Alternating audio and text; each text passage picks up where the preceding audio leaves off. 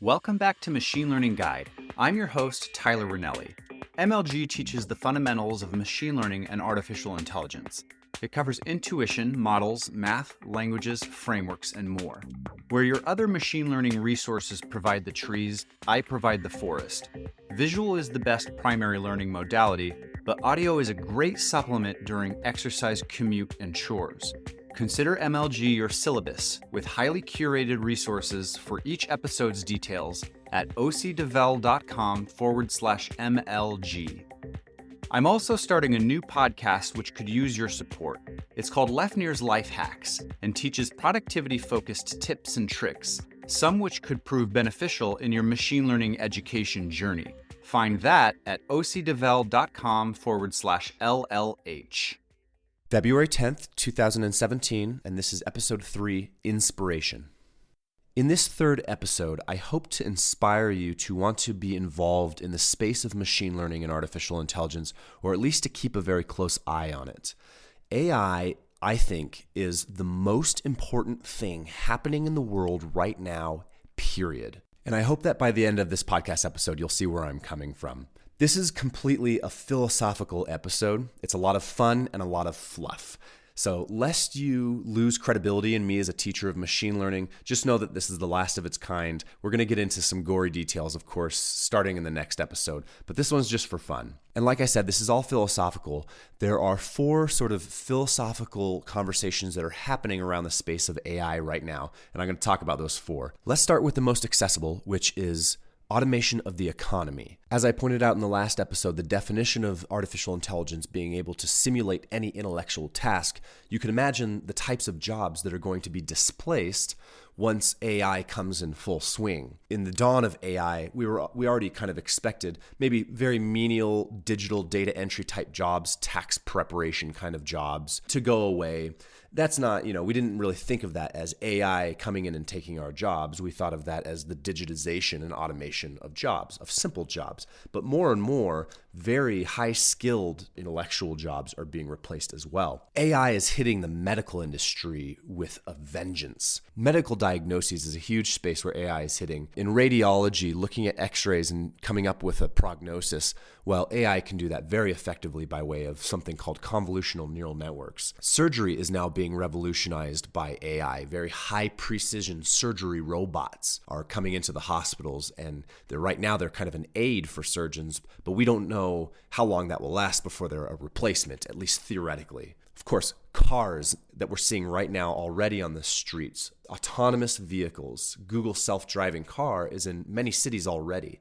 And it's in the news and people are discussing the implications, they're discussing the economic implications, they're discussing the philosophical and safety implications. But right away, you can imagine that taxi drivers and freight truck drivers are going to be impacted by this immediately. In fact, programmers, designers, and logo creators, programming, website programming, for example, there's a website called thegrid.io, which has the goal of generating a website by way of artificial intelligence if you give it some specifications. Web design, Wix has a module that you can have it design your page around your content by way of artificial intelligence.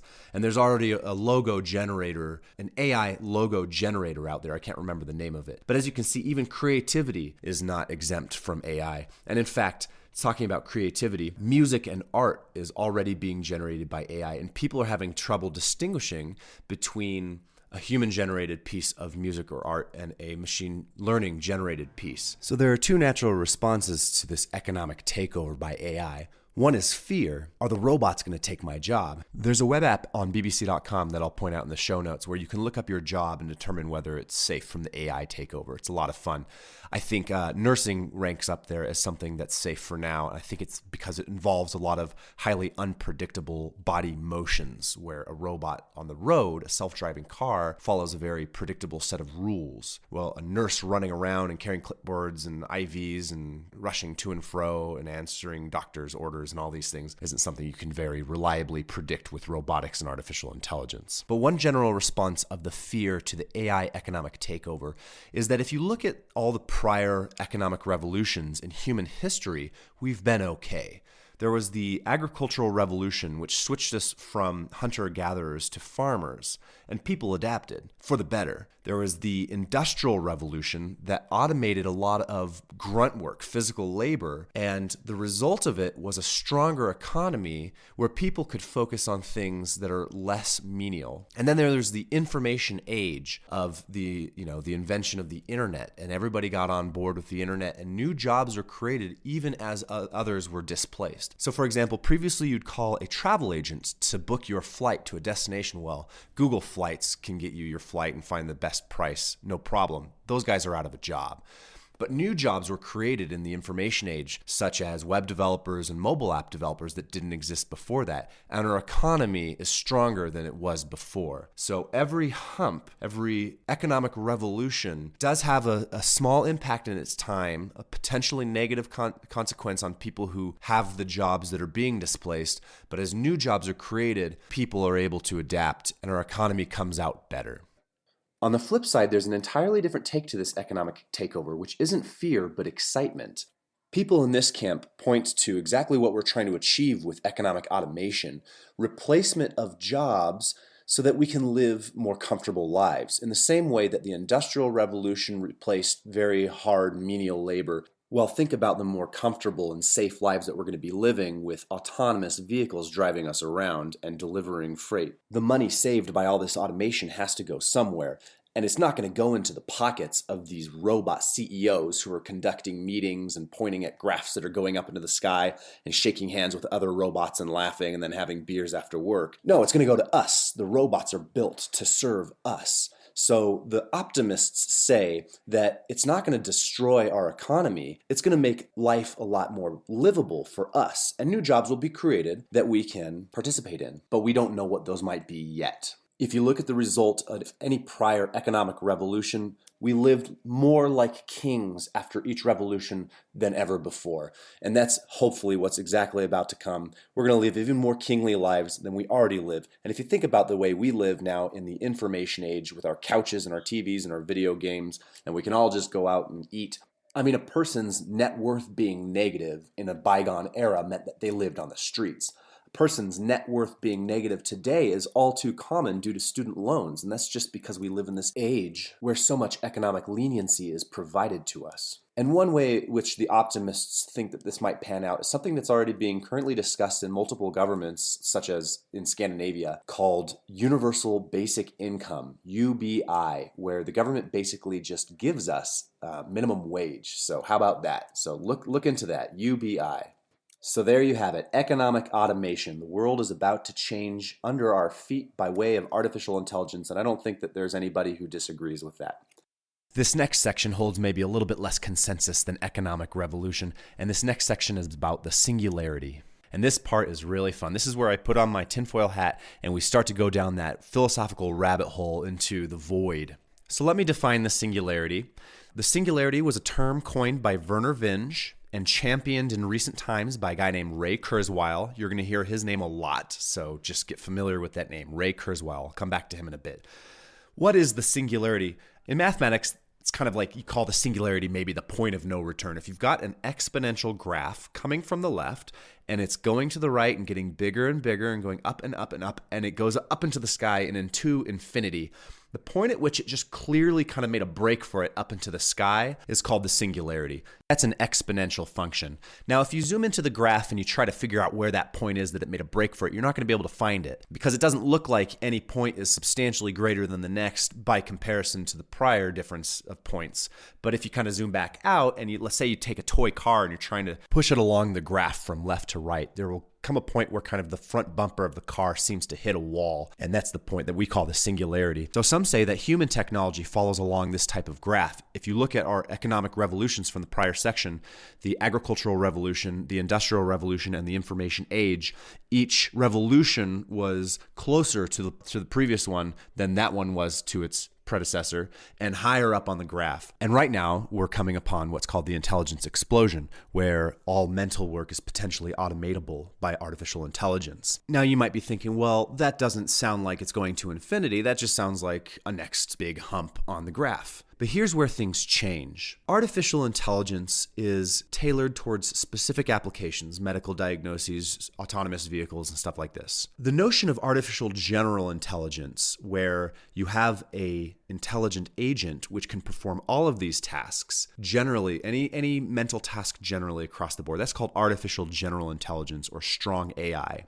If you give it the task of sort of automating our economy and making our lives cushy, fantastic. If you give it the task of making a version of itself that is even better at performing that job, and then that new child robot has the one goal of improving our lives and the other goal of making another version of itself that's even better than it. This is sort of evolution, robot evolution, what's called seed AI, seed artificial intelligence. And since it doesn't take 25 years for a robot to grow old and come to knowledge about the world, and it's going to be way faster at mental processing, and it's going to inherit the knowledge of its prior generations, you're going to get a spiral sort of out of control of technological progress, and that is a shoot up into the sky. And that, my friends, is the singularity. Some think that this is the next phase of evolution. Humans effectively stopped evolution when they invented such effective medical science. Well, the exponential graph maybe doesn't start and stop with technology. What if it goes all the way back into evolution, starting at the Cambrian explosion, and must necessarily continue all the way past humanity? And therefore, it is almost our inevitable duty to create artificial intelligence so that evolution can continue. This is all a lot of fun. This is craziness, right? I promise I'm going to talk about real technical details of machine learning in a future podcast. I want to get you inspired first. There's some really, really fun philosophy happening around why you should care about artificial intelligence. Believe it or not, you can take your side after you've heard the arguments. All right, for the next section, are you ready for this? Consciousness. This one is near and dear to my heart. I love philosophy, and I love the philosophy of consciousness. An interesting thing is that consciousness might be the last bastion of unsolved scientific riddles. We found the alphabet of life in the genome. We explored outer space and discovered the black hole and all these physical and mathematical phenomena that were previously magic. Everything was magic or religious. So, for example, at one point, sickness, illness, a cold, was what is now considered simply bacteria, was an infestation of evil spirits back in the day. It was magic and it was religion. Well, if you think about it, consciousness is still the domain of magic and religion. But surely our brains are the physical substrate of the mind, and our brains follow biochemical laws, physical laws of the universe. Therefore, can't our brains be considered to be machines? And if that's the case, are our minds the result of a machine, the byproduct of the workings of a machine? That brings into question the notion of free will. Do we have free will, or are we reactionary to an environment? If the human mind is the byproduct of a machine, and we're creating a computer brain, which is self as a machine,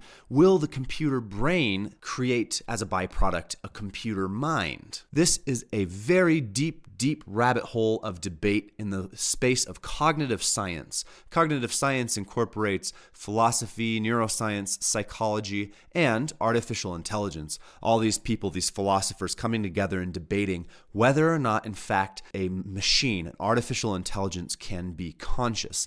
Let's talk about the words intelligence and consciousness. When I say that a machine is artificially intelligent, it is intelligent if it is effective at performing its mental task at hand. In fact, maybe a calculator is intelligent by that definition. I think a lot of people, when they say, yes, well, it won't have intelligence like humans have intelligence, then you could say, well, okay, so human intelligence is superior to machine intelligence at present. But you can compare them. They're not apples and oranges. Intelligence is intelligence. What you're thinking about when you have a debate in mind is consciousness. Is the computer experiencing the phenomena that it's simulating or that it's seeing in the world in the case of a self-driving car, or it's computing an algorithm? Is it experiencing these things? An experience is called qualia in the world of philosophy of consciousness. Is it experiencing these things? If you're religious, then I'm sure you already have your own conclusions about consciousness, where consciousness basically equates the soul. This is called dualism. The soul is separate from the brain. The physical substrate is separate from the byproduct in a substantial way. way. They're in different dimensions. That's called dualism. And one of the biggest proponents of the philosophy of dualism was René Descartes. Well, we've moved past dualism. You won't really find very many philosophers and cognitive scientists who believe in dualism. Now they believe in, most likely, monism, which says that the brain is the mind in some important way.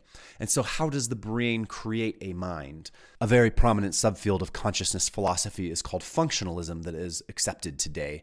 And I'm going to boil it down to this, and I may get in trouble for this, but if it walks like a duck and it talks like a duck, then internally it is experienced as being a duck. So if a human expresses intelligent action that appears to stem from consciousness, and a robot expresses similar intelligent action, then ... This segues effectively right into Alan Turing's test for consciousness, which is called the Turing test. If you're talking to a robot and you're talking to a human, they're both behind curtains, and you can't see which one's which, and you can't tell the difference, then I think we've done it. That's called the Turing test. So this is so fun. The discussion of, can robots be conscious? Can artificial intelligence be conscious? And it warrants a whole podcast series of its own. I'm going to point out some good resources at the end of this episode, and I highly recommend digging in. They're real fun. And finally, the last big philosophical throwdown in the space of AI, evil killer robots. So the big scare, will AI inevitably rise against us? One of the most prominent books in this space is called Superintelligence by Nick Bostrom. And an example of his thoughts goes like this. It's called the paperclip maximization algorithm. If you start utilizing AI at a paperclip corporation to maximize the production of paperclips, and you don't specify not to destroy the earth in the process, what might happen is that the AI might find a way to achieve consuming all the resources of the planet in order to maximize paperclip production. The general idea goes that be careful what you wish for because you may not be able to specify all the constraints. Big figures like Elon Musk, Stephen Hawking, and Bill Gates got on board with this at one time, and it became really big in the press. Me personally, I don't think that there's warrant for such a scare, but I'm going to leave it to you to come to your own conclusions by diving into the resources. So here are the resources. The book The Singularity is Near by Ray Kurzweil describes from A to Z the whole process of the singularity. And this is kind of a must read for anybody in AI. It's very fun. It's very fluffy.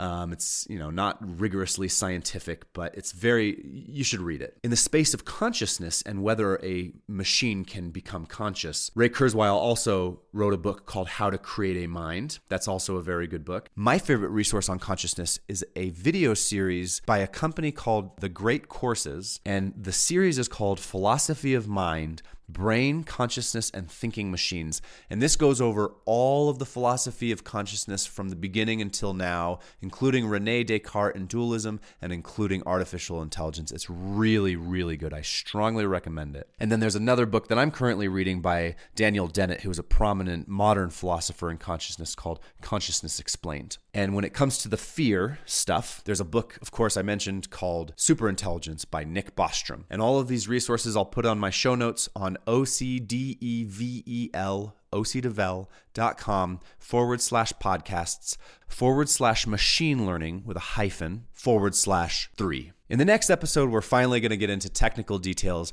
I'm going to describe machine learning from a high-level overview and how it's broken down into the subfields of supervised, unsupervised, and reinforcement learning. Hope to see you then.